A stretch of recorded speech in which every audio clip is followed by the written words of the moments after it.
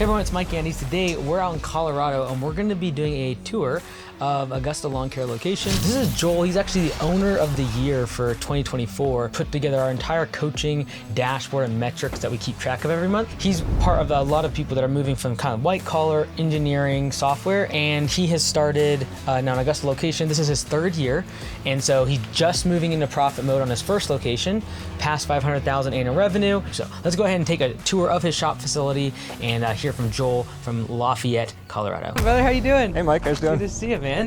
This is like the highest point. You come quite a bit from where you service, like most of your service area? This is really our service area. Really? So Erie's are, I would say a third of our customers are here in Erie. Okay. We service snow and mowing for this HOA right here. Okay. But yeah, we go all the way out to Superior to the west, Okay. and then Broomfields to the south. Cool. We're that kind of beyond that ridge. This is pretty central then, in terms of. For the Lafayette location, yeah. Yeah. Yeah, cool. And it's all from here? So Lafayette's in this unit. Okay. Broomfield has its own unit halfway down there. Okay. And then there's another unit for Christmas light storage. How far is the Broomfield drive for now, at least? 10 minutes. That's not too bad. Into like the northern part of Broomfield, but if you go further south, it's probably 6-7 miles. So when we were doing Broomfield as part of Lafayette, it was difficult because Broomfield is basically like the size of Broomfield's half of, like basically the same size as all of the Lafayette location. So we split it all. We put it all in one day, so it was a very sparse route. So now split it up, it's easy to do like chunks each day of the week. So you think you'll kind of just grow there for like another year before kind of getting something over there?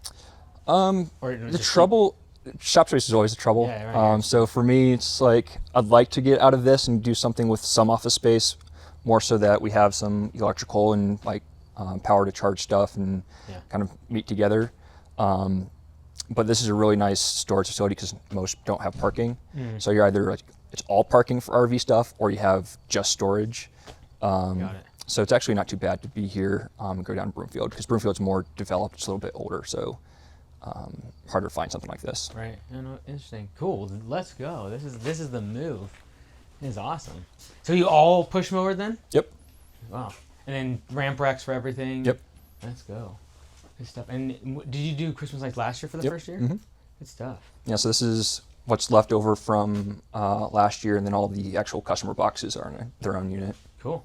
Maybe you kind of just walk me through like the first few years then, like in terms of revenue when you started this location, like year 1, 2, 3, like what was that looking like? Sure. So this is our third year. Year 1, 2023, we did $240,000. Okay. Probably just like -1,000, -2,000 profits, kind of break even. Year 2, we did $424,000, I think. About 40,000 in profit. And then this year we're probably on track for, depending on how Christmas lights go, because we're really trying to like 3x what we did last year. Yeah. So really tail heavy. Right now I think we're around 350 for the year, shooting for somewhere between 5 and 550, and then Broomfield will do hopefully 40 to 50,000. Okay. So that was basically like one route, just kind of like getting started over there for now. Yeah, so Broomfield split off. It's been a really weird year for leads. I don't know why. We really struggled with that in the spring. So Broomfield hasn't really grown at all, and they're at about 40 million clients. Okay. So it's not quite enough for the GM by himself, but we try to supplement with cleanups and other projects. Got it. Cool. Very cool. And then before you came here, you were an engineer, like software side, right? Yep. So maybe kind of walk me through that, like leaving that to this. Like, Yeah. I know like people will watch the video, but like for someone like that's completely outside of lawn care, what were some of the things that you thought that you kind of had to change your mind or you had to learn coming into this industry? The mowing and stuff you can learn on YouTube, so that wasn't too bad, especially since we just do the simple services. I think the biggest thing was going from the office environment, kind of white collar environment, to working with more labor force, blue collar environment, and especially learning how to train those guys, manage those guys. Definitely, since before I'd never done had real management experience, besides like small teams in college. So that was a big learning lesson for me, trying to figure out how to motivate guys, how to make sure they're doing good work, all that sort of thing. That's still a struggle with me, especially now that I'm managing managers instead of managing team members. I know you had a video recently about that.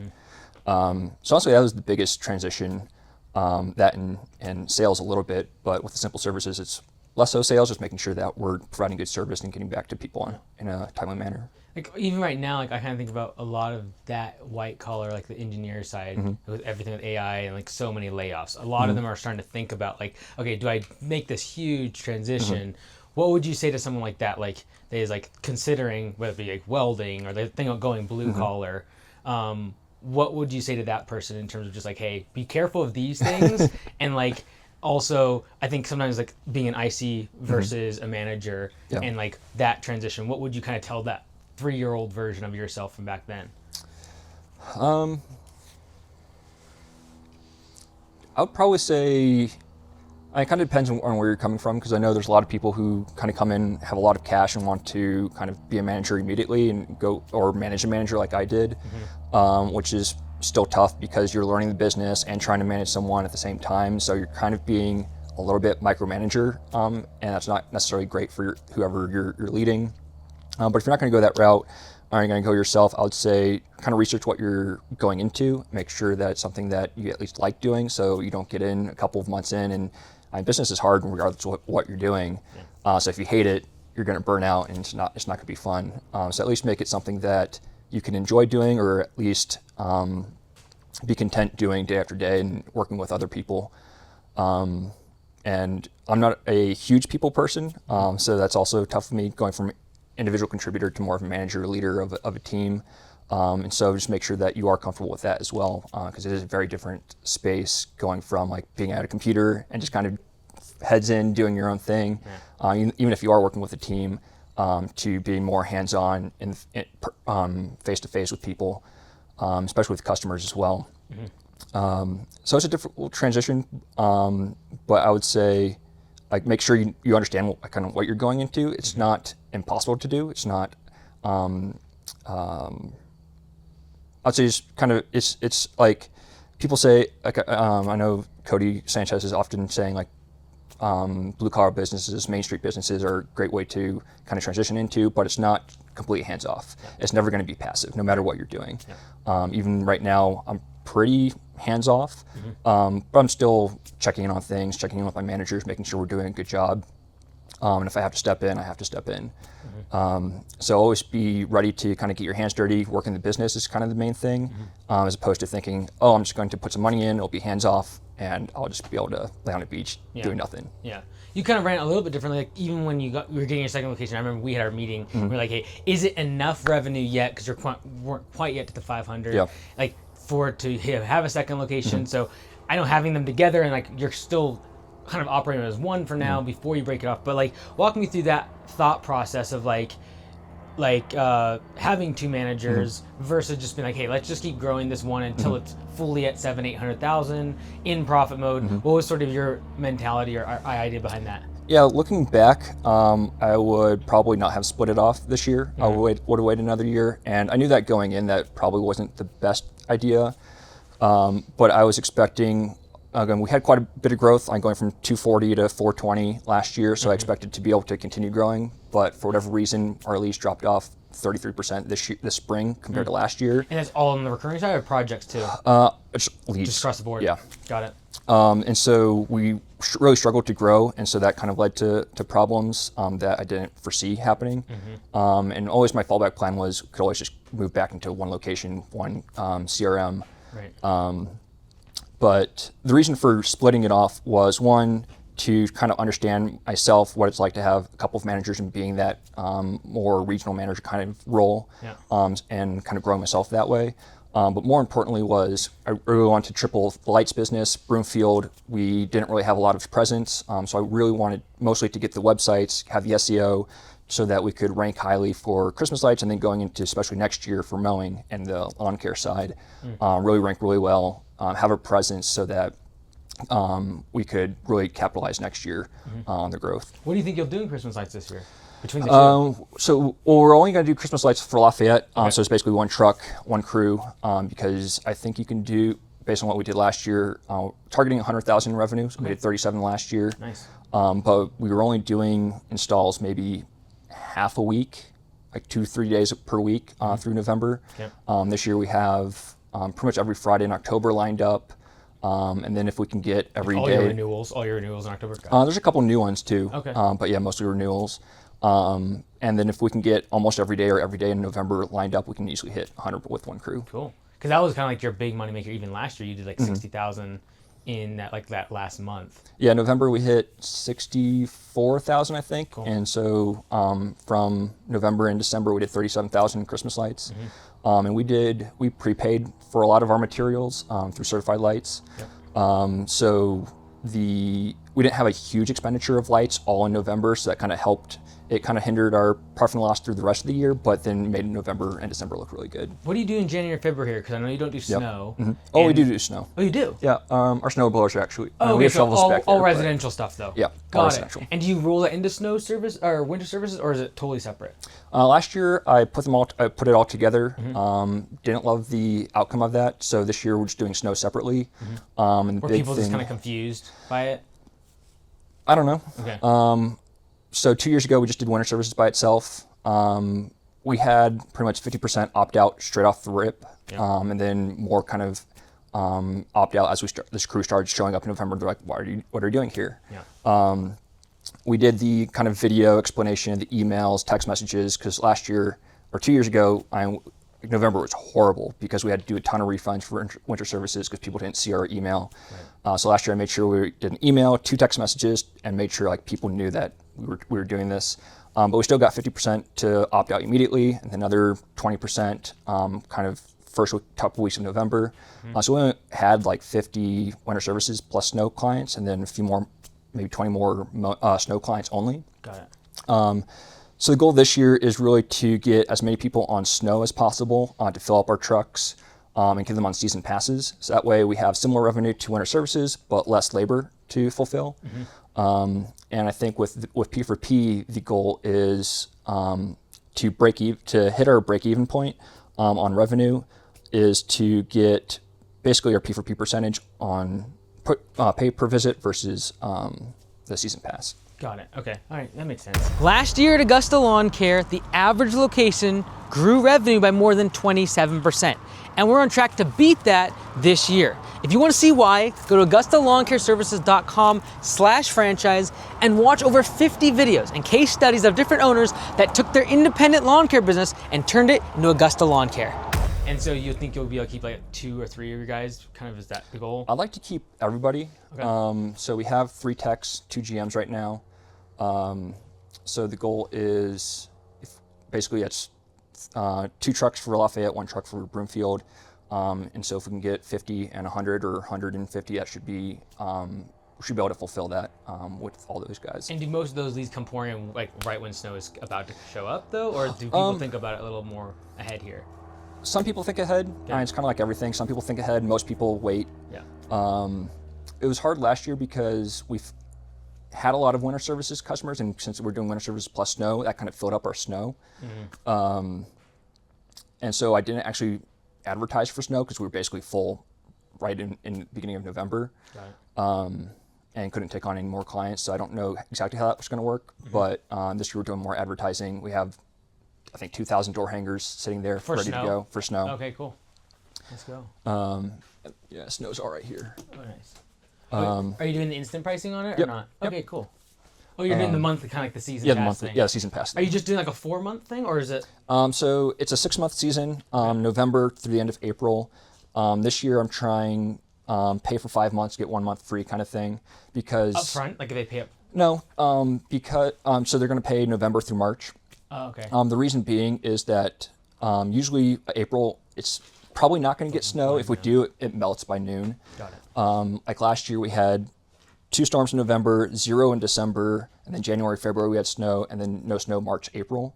So 3 out of the 6 months we didn't have snow, and so the season pass pricing is kind of averaged based on how many visits we do on average per year, but we just kind of spread out that price. And so some customers are like, well, if it doesn't snow, I'm paying for something I don't get, but it's like, The offer it's, sounds one, it's good. insurance, and Right. 2, it's insurance on if we do get a lot of snow, you're covered. And if we don't get in, if there are months without snow, it's kind of averaged if like February we get 4 visits instead of 2, Yep. And you're still covered. So Got it. And then you can just ease into mowing. Yep. From that. Cool. That's cool. I know some people, they don't do Christmas lights because they're in markets like yours where it can snow in November, December. So is it here such dry snow that you can kind of just blow things off, or like what's the protocol if you get a heavy snow in November? Yeah, so we actually had 2 last year in November, first week in November and then Thanksgiving week, and that just screwed up our entire schedule, especially for leaf cleanups and winter services. Is that our schedule was full in November, and like we were just pushing things because sometimes you'll get snow, and especially on the north side of buildings where it's shaded, it just won't melt for a week, and then you can't do leaf cleanups because it's covered in snow. Right.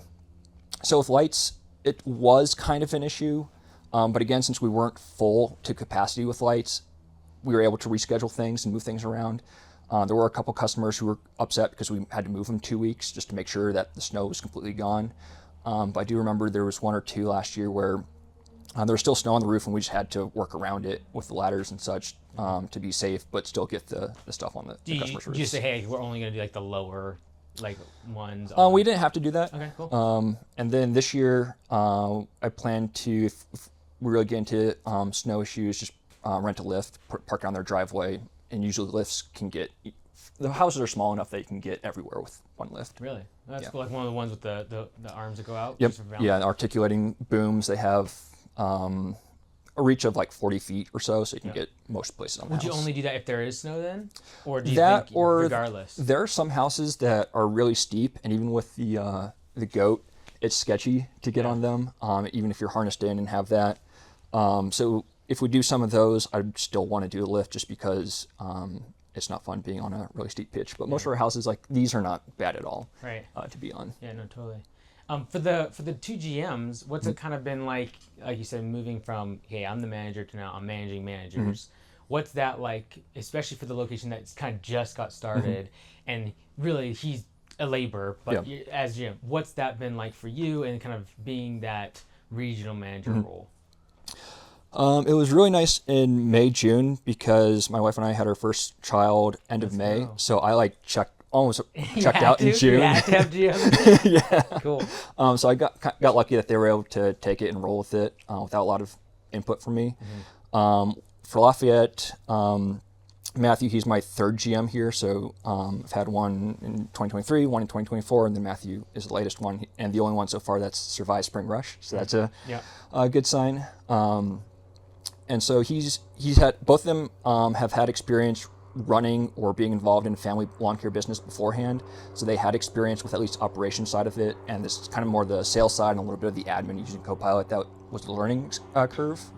But I kind of had a training program for them that go over multiple weeks to kind of slowly ramp them up on tasks and responsibilities so that each week they'd kind of take on a little bit more. And so far that seems to have worked pretty well. I think the biggest thing is, especially for Broomfield, is kind of understanding what to do when you're not full with field work. So if you finish at 1 o'clock, what are you supposed to do? Kind of do follow up on estimates, door knocking, door hangers, trying to get more business. And that's kind of been a struggle of trying to figure out how to make that work, because we haven't had a lot of success with the door hangers this year. We did have some. So it's really trying to make sure that he understands, like, it's your job to grow the business and make sure it's successful, in addition to doing all the field work. And then obviously that's tough. That can be tough if you're out in the field for a good chunk of the day, you're tired, it's hot, and then you have to try to figure out what to do after that. So that's the biggest thing for Broomfield. Because I guess right as Spring Rush was hitting, or to the tail of it, you were gone because you're having a kid, and then they were in the middle of Spring Rush. So like, do you think that played in a part of not growing as much, not having you here as kind of like the sales driving force, or was it just like overall you really that was like sidelines because you're like, I have to be gone, and you let it kind of close ratio dip or whatever it might be? I actually don't think I'm great at sales. So I think Matthew's actually done better than me. He's the Lafayette GM, and he actually hit the max metrics for top 10 on close ratio, I think in June and August, being above 70%, which I never got to in the last 2 years. Wow. So kudos to him. I think it's just for whatever reason, our inbound leads in April and May, literally April was 25% lower, May was 33% lower, even though we were doing more through door hangers. Like I was doing door hangers every day I could before the baby came. And Google ads and Facebook ads. I don't know what it was, if it was like scaring people back in the spring, or job issues, but leads just dropped off, and they've come back last month. This month, our lead count's back up to where we expect it to be. But I think it's mostly just, for whatever reason, inbound wasn't as good as it was. And that's what led to it, not so much that I was out of the field or kind of sitting back. Have you changed, like, because now, I guess probably this year, or coming into 2026, I guess Matthew would probably be more in profit mode. Yep. In Lafayette. That one's still in growth mode. Have you already kind of determined the difference in how you're compensating or bonusing those two different GMs, or are you kind of using the same model for both? I'm using the model you came up with a year or two ago. So for Lafayette, it's in its third year, so it's distribution sharing. Okay. And we had our first distribution for Q2. It was a small one. I think the total distribution between him and myself was just under $2,000, so not a lot, but at least it shows that there is profit in the business, and kind of showed him what it looks like. And I expect Q3, Q4 to be really where the profit is. Q3, I expect another distribution, a little bit bigger than that one. And then Q4, I expect it to be substantial, especially with the lights and snow. And then Broomfield is based off of growth mode, so it's revenue targets. Again, since we haven't been able to grow, we haven't hit those targets yet, but it's basically 20,000 to 40,000. There's a bonus each month that we hit that, 40 to 60, 60 plus. And that will continue for the first 2 years at least. Got it. And Matthew, how long has he been with you? Since February. Okay, so it's been still this year. Yeah. Got it. And so he went through spring rush like right off the rip. Yep. Got it. Let's go. Good stuff. Gotta get through a spring rush. I know we're late. Sorry. No, we're okay. Yeah. But should we get head of coaching? Probably pretty soon here. Yeah. Do you want to check the other? Sure, if you want to. Same thing, basically. Yeah, it's basically the same thing, but smaller. That's cool. How much do you have to pay for these? Between the 3 units, the 4 parking spaces, we spend $1,200 to $1,300. That's not too bad around here. No, because office space, like Class C warehouse space or whatever, it's like starting at $2,600. Yeah. I think was the cheapest I've ever seen. And even if they have space then for like the trucks and allow you to have fuel and all the rest of it too. Yeah. That's the challenge. Yeah. So that unit, I don't know if you want to see it, it's just boxes. Same thing. No, it's Christmas light storage. Oh, really? Yeah. Okay. How much? So you had 37 last year. Did you get more? Do you pre-order a bunch more for this year, or just gonna as you sell them? Yeah, I pre-ordered basically 50 houses worth of lights. Oh well. So to do 100, so our average last year was $1,000. And so with the lights I have on hand, we could probably do 70 to 80 clients. And so if I need to, and we had a lot of extra inventory last year, just because what customers wanted for different lights. Yeah. But we should be able to do at least 80 customers. Cool. But yeah, this is Broomfield.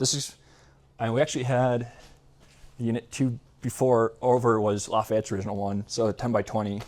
That one's 10 by 30. And this is kind of like That's cool. what it looks like.